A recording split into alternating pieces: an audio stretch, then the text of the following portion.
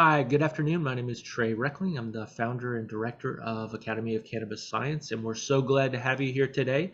We're especially happy to welcome our special guest, Chris Van Hook. Chris is the founder and director of Clean Green Certified Cannabis.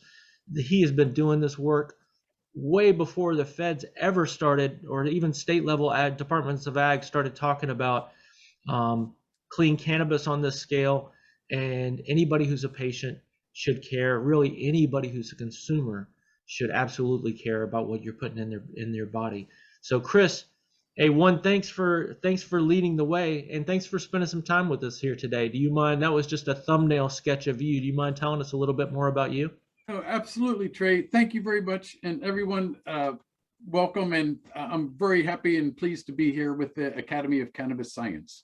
Thank you for the invitation. Um, well, that about sums it up. Let's see there's so much to the industry. We're in our 18th year now. So we started in 2004, and I've been in agriculture my whole life, agriculture and mariculture. So I've been growing something to eat, drink, or pretty to look at since I was 4 years old.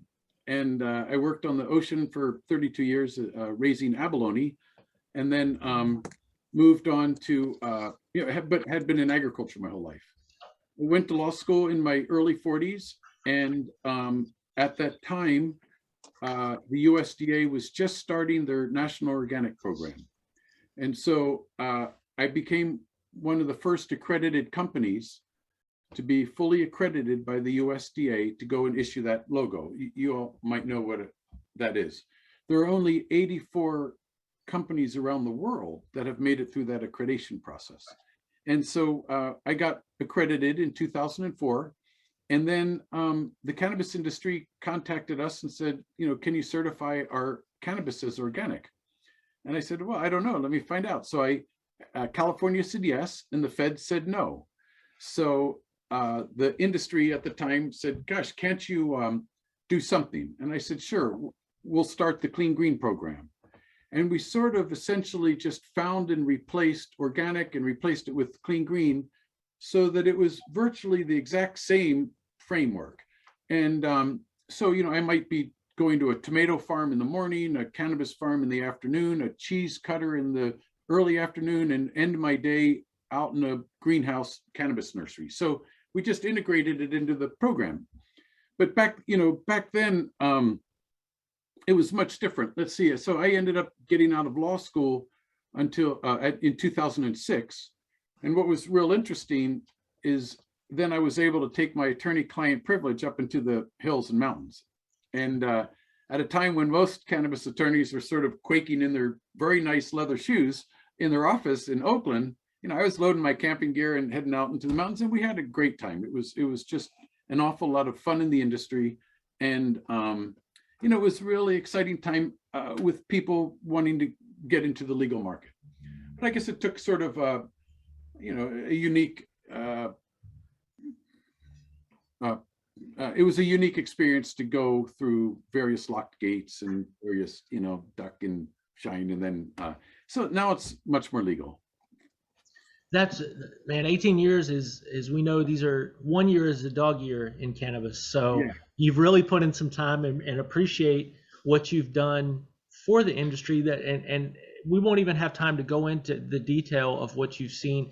But in a nutshell, when you talk to people about what you do, what do you tell people about why consumers should care when it comes to clean product? Well, that is still important today, even more so 18 years ago. We might not realize, but the cannabis industry grew up with unregulated pesticide use and unregulated phytosanitary regulations. So literally, when we started, just simply requiring a water jug, a bar of soap on a tree stump out in the woods was revolutionary. So now, of course, everybody's licensed and we have hand wash stations nearby, clean washable surfaces. A lot of that's already taken care of. But the fact is that there's still a historical record of heavy pesticide use. And so many of the big, big grows and even some of the small grows are still based on allowing at least what chemicals are allowed under the state. So really the Clean Green Certification Program was the first program of its kind that would go out to the farm and track that product from seed all the way to final retail packaging, just as if it were any other organic crop. And so, for the consumer, it's really the most qualified, the longest, the largest cannabis certification program, so that when you see that Clean Green logo on a product, you know that it has been tracked by qualified individuals from seed all the way to final retail packaging. And that, there's no pesticide, there's no synthetic pesticides, there's no synthetic fertilizers. There's many different facets to the growing. I'd be happy to tell, but from a consumer safety perspective, it really, every lot can be tracked, and et cetera. And a lot of people might not realize, but when you go into a hydro store, a nutrition store, and you see these big jugs with the beautiful stickers on them and all these promises of big buds, big yields, big heavy terpene production and all that, some of these products are produced from petrochemicals, right? Well, yeah, well, it's the difference between conventional agriculture and organic agriculture. You can get most of those are highly synthetic, salt-based chemical fertilizers. And you can grow, big buds like with Miracle Grow, remember from the 60s. But what's of interest, though, is that when we started 18 years ago, people said you can't grow good weed organically. You can't grow good. You need, these liquid fertilizers at the time coming mostly from Europe. But since that time, there is no other program in the world that has won the number of cups and awards across all of the states we're in as the Clean Green program. So we've shown that not only can you grow good cannabis organically, but you actually grow the world's finest cannabis organically. And so but you still might not get the same poundage per light or whatever, but you get a higher quality product. Yeah. Thank you. And we're not going to go into a great deal today about living soil, but we know a lot of these salts and synthetic products actually kill the living environment, where you've got this vast, very complex living environment below the soil. And by doing that, you just make the plant dependent on that particular kind of input and are kind of pushing nature out of the way in some ways, right? Well, it is. It does. It's the pH is different. It sterilizes the soil, so you do kill all of the living soil. And just from a medical perspective, you also limit the terpenes. I have been told, because in a complex living soil, the plant can take whatever sort of micronutrient it might want. So when you do fertilize with chemical fertilizers, you're really limiting it to like nitrogen, phosphorus, and potassium, and cutting out the multitudes of micronutrients. So I think that the terpene profiles, I have heard, are stronger or better under a organically grown plant. Interesting. So over the last 18 years, what trends have you seen in growing cannabis that we might not be aware of? I know you said that it was pretty primitive, as you would expect, under pirate conditions, when you're worried about helicopters or guys coming in boots, armed and kicking in doors, sort of thing. But have you seen other trends as things have become legal and certainly scaled up? Of course. On many levels, the pesticide use is down, in at least the unregulated wild pesticide use is down in legal cannabis. Mm-hmm. And there's a burgeoning black market, of course, still. And so that is better.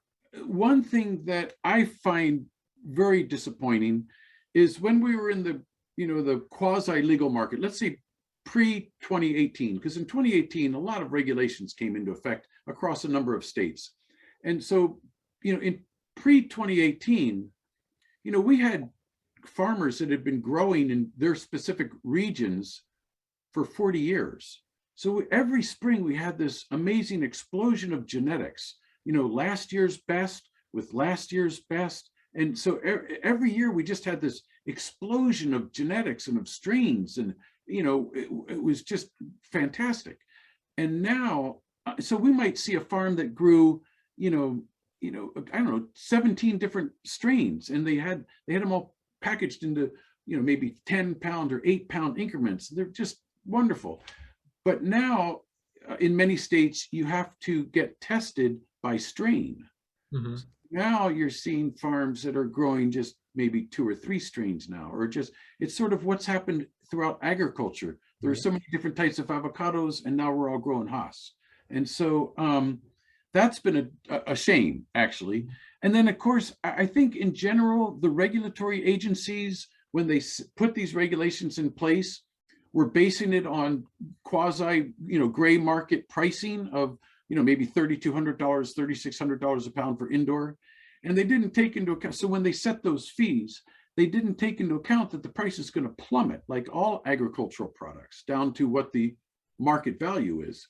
And so the farmers and processors, whether they're outdoor or indoor, are still just are being killed off by the high regulatory fees.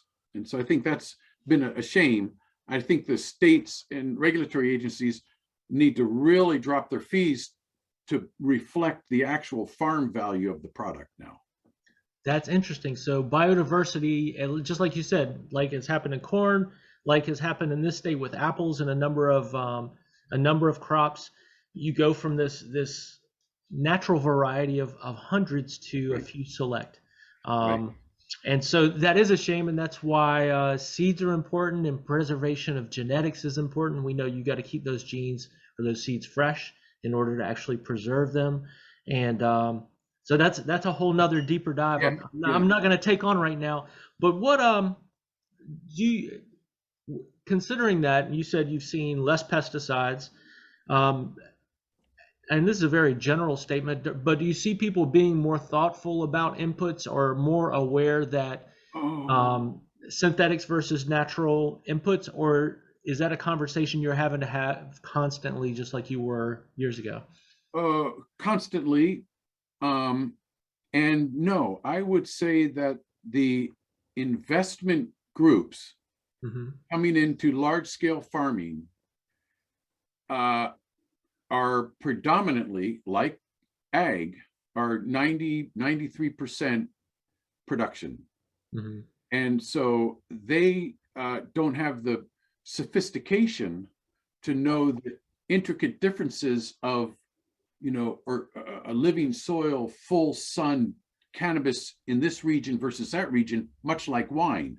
They're just like, hey man, we're going to ship it out in boxes by the gallon.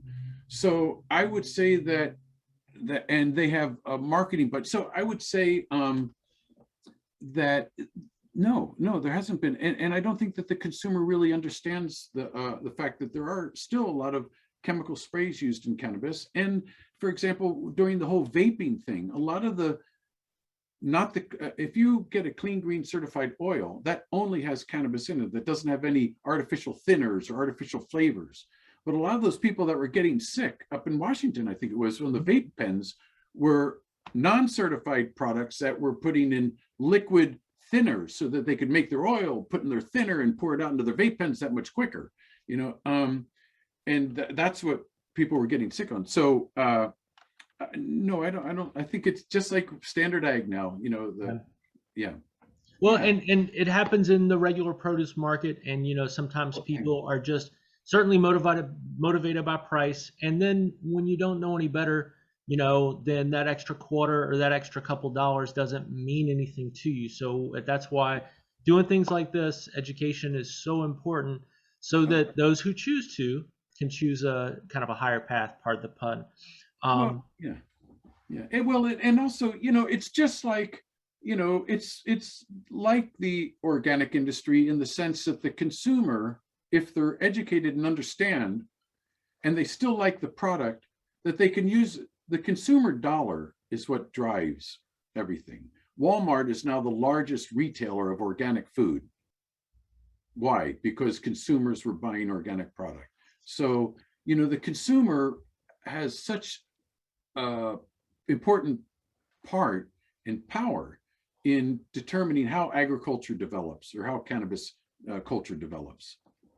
So we've been talking about big scale operations and obviously licensees. We had talked a little bit earlier about home grow.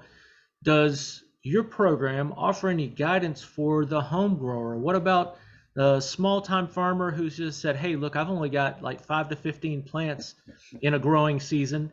Do people come to you who say, hey, I need some guidance on how to rethink my grows, and what do you say to them? Um, yes, and all the time. And if I'm going to throw in with anybody, I'm throwing in with the small full season farmers. So that's the wagon I fell off of. That's who built my company. But then again, I've been in agriculture my whole life, so I see the. So yes, we work with everybody with 2 plants, for free at no charge to small farmers that want to produce 40 pounds of boutique, but you don't see that much anymore in the legal markets because they have so many regulatory fees. Mhm. So yeah, absolutely. We're open to anybody. We spend a lot of time training, people that we never hear from again. When you talk about states being on board or not being on board, I know that in our state, in Washington State and in California, like you said, California was once upon open to the idea of organic cannabis, and now Washington, our Department of Ag, is talking about what can we put in place to prepare for eventual federal legalization, so that there could be organic cannabis. Um, what happens when that happens? Is that a threat to the way you do business, or what do you think about those movements? The California, well, it's fun. It's funny because both the California Department of Food and Ag and the Washington Department of Ag both contacted me before they started their programs to say, gosh, could you send us your applications? Because I knew both agencies as a USDA organic operation. So we worked with them. They're like, we know that you're, doing your program. So I said, no, I'm going to let you build it on your own. But they would attend trainings that I had. And I actually saw the emails from both agencies that said, this market concept has already been proven by an attorney in Northern California. So they're in the game now. That's sort of evolution. I guess we can't stop that.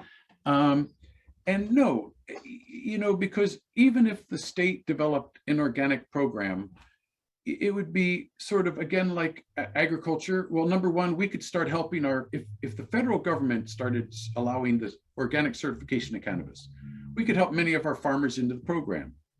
But even, for example, like a lemon farm, they might pay to get organically certified, but they're still staying in the Sunkist co-op or the Sunkist marketing company because, they can be organic and Sunkist. And you go, oh, that's so.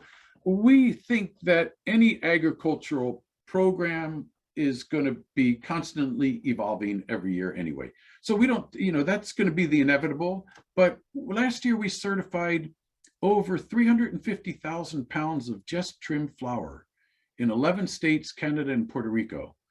And all the extra trim that went to processing was extra. So not that that's a lot in the big picture, it's just a drop in the bucket, but there's some reason that 350,000 pounds get certified every year. And it's because it helps get to market. So back when we started 18 years ago, we might have been teaching people to put a bar of soap and a water jug on a tree stump. But now the industry's changed, it's more sophisticated. So our farmers need the marketing aggregate advantage of like a co-op, like Sunkist Lemon or Diamond Almonds or Calavo Avocados. Yes, it always stands for organic management. It always stands for high quality, but it also is a recognized brand in the market. So we're a farmer-centric organization. So I do what we can to help our farmers get into the market. I'm not a broker. I don't buy or sell, but the job has changed a little bit over the 18 years in that respect. Great, thank you. It is the bottom of the hour, and we always like to turn to our people who are on the call and see what questions you might have at this point. And Wendy, we missed you at the intro. Good to have you here. Thank you, Trey. Good to be here. What questions do you all have? Don't be shy. Well, while people are thinking, I could say that, we've also, talking about the industry changing over the years, we now have, a vegan component under the Clean Green program, because that's becoming something that people are looking for. And then we also have a new regenerative program, which is a new term in agriculture. So we try to keep adapting and improving.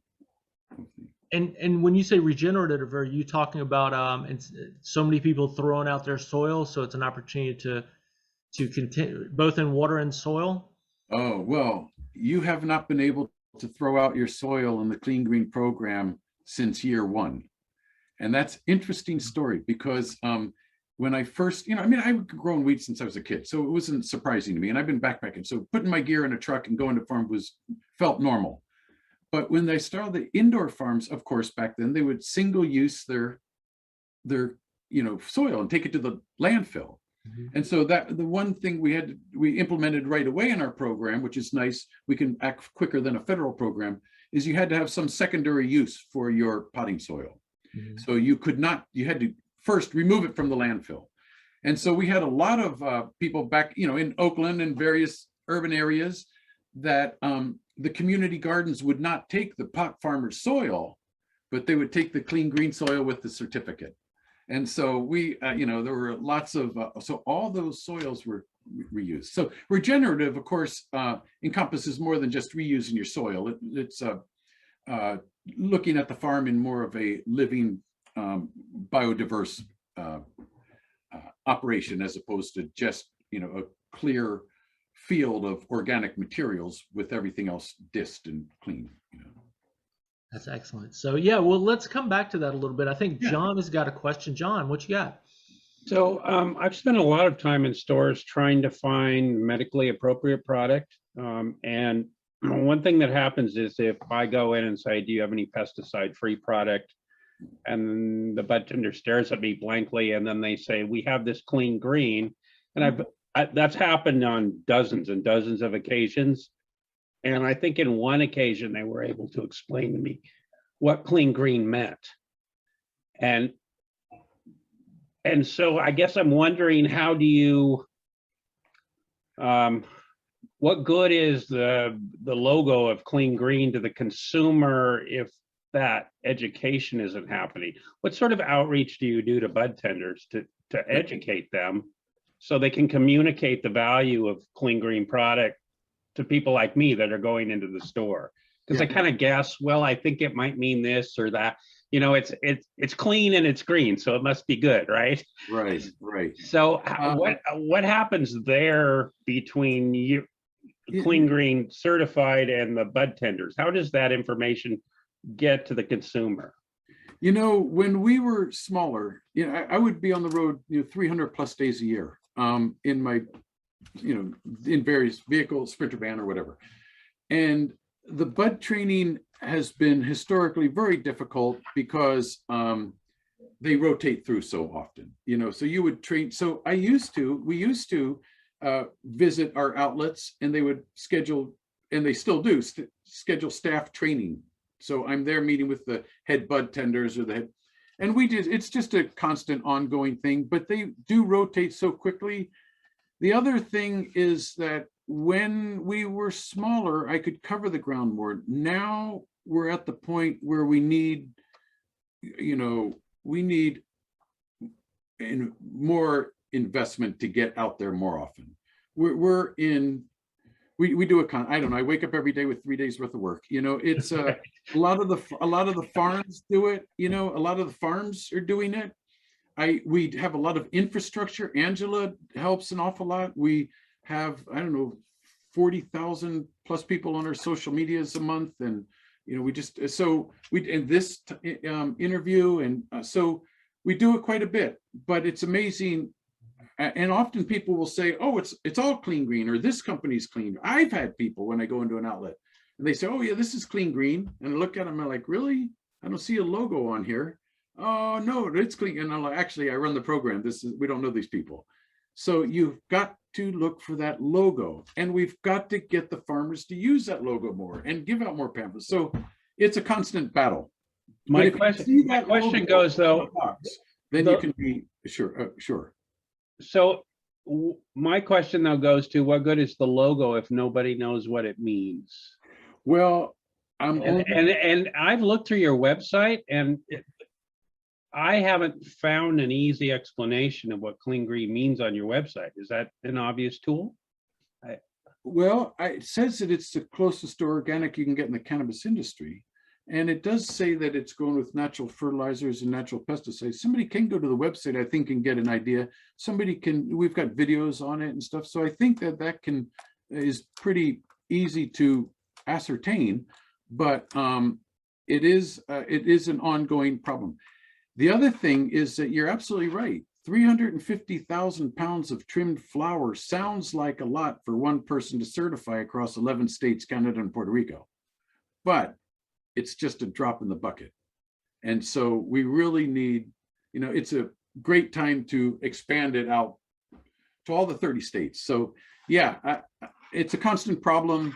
Our farmers get their products sold, but it's a constant battle. And I would add, I think sometimes pressure or gentle poke from consumers is necessary too, So because there's important. certainly stores that I won't shop at anymore because they just don't take the time to educate their staff about what's going on. And so, find some diplomatic way, or at least some effective way, to talk to the store manager in a way that's not damning, but to say, look, you're carrying product on your shelves that your employees can't explain what it is. And that's a problem. So if you're doing that, you're just slinging weed. So Cool. we hope Yeah. that our patients especially, but we hope that people spending their hard-earned money will go to stores that are taking the time to understand their products. I know that would never pass in Lana's store. She would not tolerate that. So we know they're good players. So we want to do our best to support those good players. Or another is you're absolutely, the consumer is the driver. And so if a consumer walks in and says, hey, do you have any clean green certified products? No, I don't. Well, here's their website, or look them up on I would love it if you would carry clean green certified products. And, and people say that about shampoos or peanut butters, so it's not unusual. And then the buyer will, I've heard that 3 times. I better go find out about that. So, but yeah, it is a constant, yeah. For sure, and it's an evolving process for all of us in cannabis. Lana, I'm sorry, did you have a question? Yeah, well, you know how diligent I am about the medical side of it. And does clean green actually mean medical? Or is that another? I know that in the state of Washington, it goes through the DOH certification, but does clean green have the same type of, could you kind of explain that to me? Okay, I'm not sure. What the clean green program means is that it has been third-party tracked from seed to final retail packaging. So we've it goes through their input review, their pesticide control, control program, what they're using specifically. Everything that they're using we have listed in their file under penalty of perjury, and we've confirmed it. But it doesn't stop there. It's also clean, washable surfaces in their drying room, processing rooms, oil products with no artificial thinners or flavors, and then packaging without any fumigants, etc., and then packaged and labeled properly, so we can track that label back to the field. So if there's a sickness or illness or something. So I don't know what medical means in Washington state in particular, but from a medical perspective, the consumer can know that they're not inhaling any artificial additives in their products or in the cannabis. Okay, that answers my question. Thank you. Yeah. And Chris, when you say artificial flavors, are you talking about non-cannabis derived terpenes, or how do you define artificial flavors? Oh God, bubblegum crunch vape oil stuff, or blueberry pie stuff. Oh Right. God, no. Oh, we've had some companies that, they wanted to get clean green certified and they give us this list of products. We're like, gosh, we can't do any of those. Yeah, so it's amazing how many artificial additives and thinners, we're making, I don't know, 3.5 gallons of oil a day.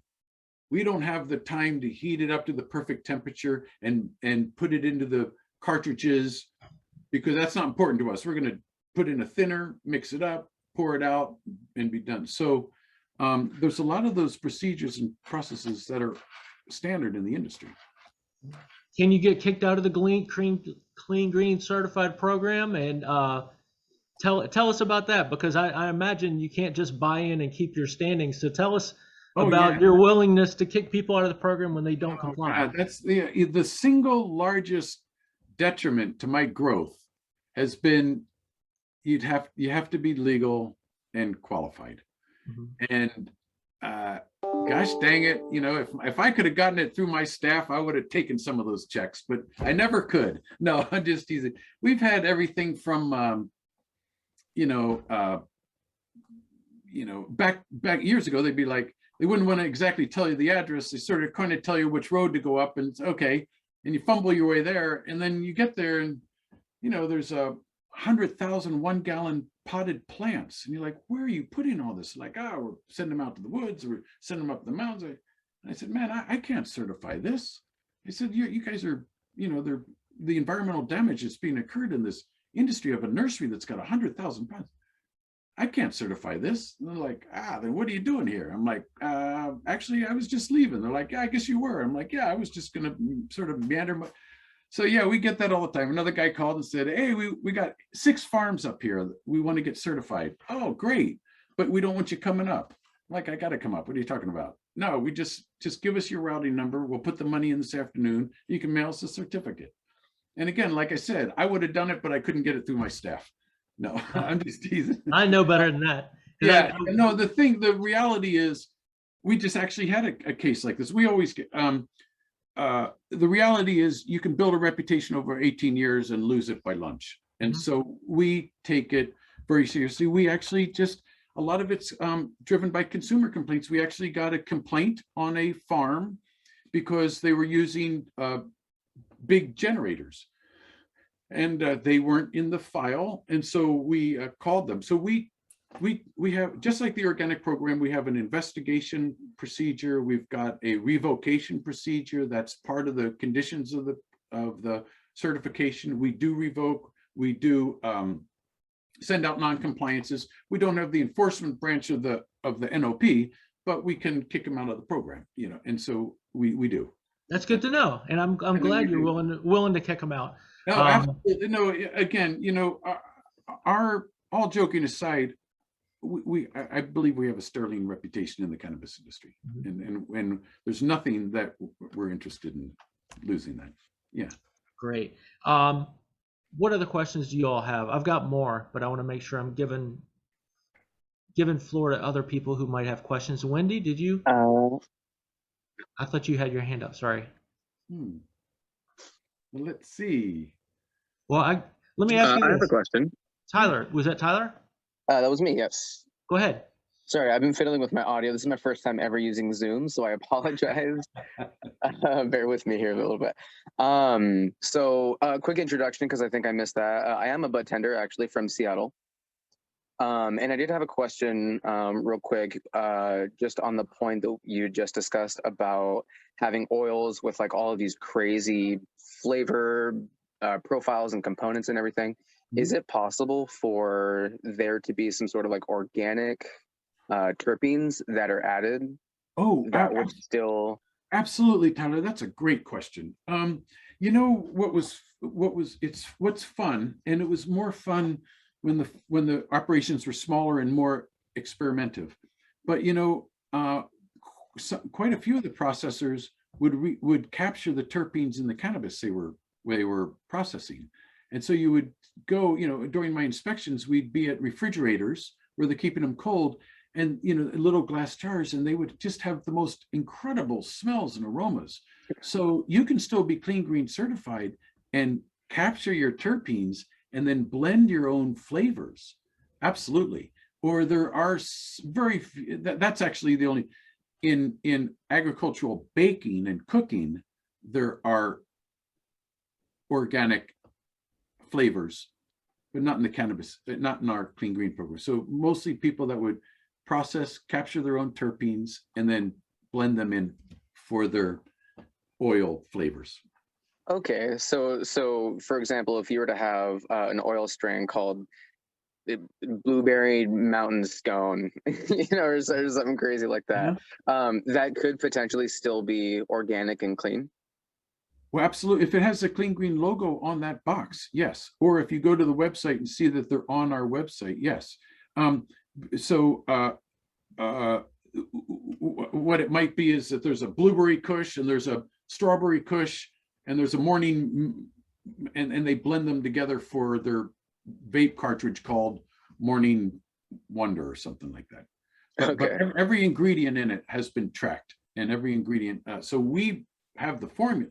We have the formulas. We don't have we have all the ingredients, and the formulas are their own separate thing. But yeah, absolutely. You can get if it's got that logo, that's what it means. If it doesn't have that logo, you don't know what it means. Okay, perfect. Yeah, because I've had plenty of customers, come to my store, and they're very quick to dismiss anything with maybe like a crazy flavor or something like that, because they just automatically assume that it's unclean and it's artificial and all this, that, and the other. And so I just wanted to get some clarification. Okay, well, if it's a non-certified product, they have synthetic blueberries, synthetic strawberry flavors, synthetic bubblegum flavors. So again, if you buy an organic muffin, you know that it has organic sugar and organic cream. But if you buy a muffin that looks just like that, I want a butter muffin, you don't know how that butter was produced. So so they have a legitimate concern to be concerned about artificial flavors, or the oil tape, the oil flavors that are out on the market. And I think that's a good point, because Tyler, thanks for pointing that out, because you can have, and Chris, I'm sure you would tell us this, but of everything in that process, you only have to fail in one part of that process, whether it's water or soil or how you handle it, to violate that product or to make it potentially dangerous. And so I think what Chris continues to tell us is, from the moment that seed sprouts to the moment it goes into its packaging, there's been some oversight and additional guidelines and regulations to get that sticker, right, over and above what the state requires. Yeah, and that's a good point, is that you cannot make a clean green certified oil or a clean green certified muffin or a clean green certified chocolate without clean green certified product. So it's a way that a farmer can, like, you can't make organic ketchup without organic tomatoes. Same thing. So it's a way for the consumer to purchase a product that has been verified step by step, but also does support sustainable living soil agriculture. So it does include more than just the growing. It's all the way through the process. I mean, we have a master's degree in chemical engineering, master's degree in food engineering on our staff, so we review it. We've been inspecting organic facilities for 18 years as well. So yeah. So you talked about how much things have changed since you began doing this work. What's something that you hope that you can say about legal cannabis 10 years out? So 10 years from now, we're 2031, and somebody's doing this interview. What do you hope you can talk about how cannabis has evolved or production has evolved at that point?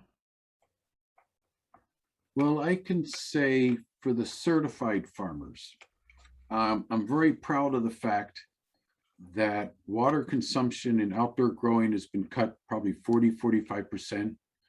I'm very proud of the fact our farmers are the story.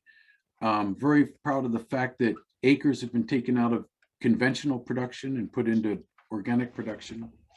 So I feel very good about helping keep more water in the streams and creeks and to get the cartels out of the national forest.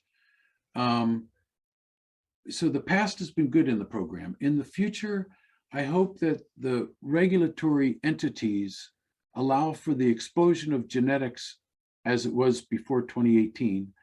I hope that they readjust their fees to more closely reflect the farm price. And I hope that the small farmer, much like you could have an acre of avocados and sell to Calavo and get your little avocados into Safeway or markets, you know, I hope that that is still available to small farmers for cannabis. You know, I hope it just doesn't get completely investment grouped out to where we're all, you know, drinking microbrews owned by Budweiser, you know. Right. And let's hope you're right, because certainly when you go into a store with any variety of alcohol today, yeah, Budweiser and all, Anheuser-Busch has a big section of market share, but there are a lot of mom and pops, and there are a lot of people who are doing things and, you know, how the environmental conditions, what's in the soil, it all adds a small use to each of those plants. And we believe education is part of that, as we talked about, is important in this process. Good. So we're really so glad that you could come on today and talk to us. It was a We pleasure. really appreciate you and Angela. I didn't turn to you at all. I'm sorry. If you add anything to the station, feel free.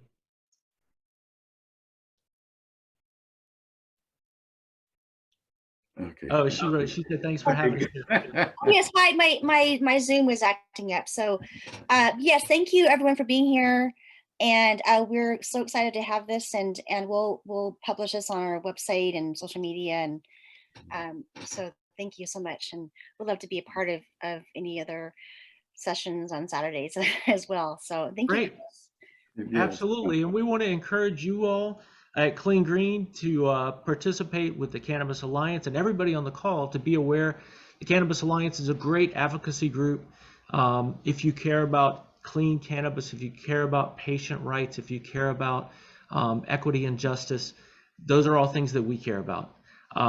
So thank you for being here today. Don't forget your value as a consumer. You should use it.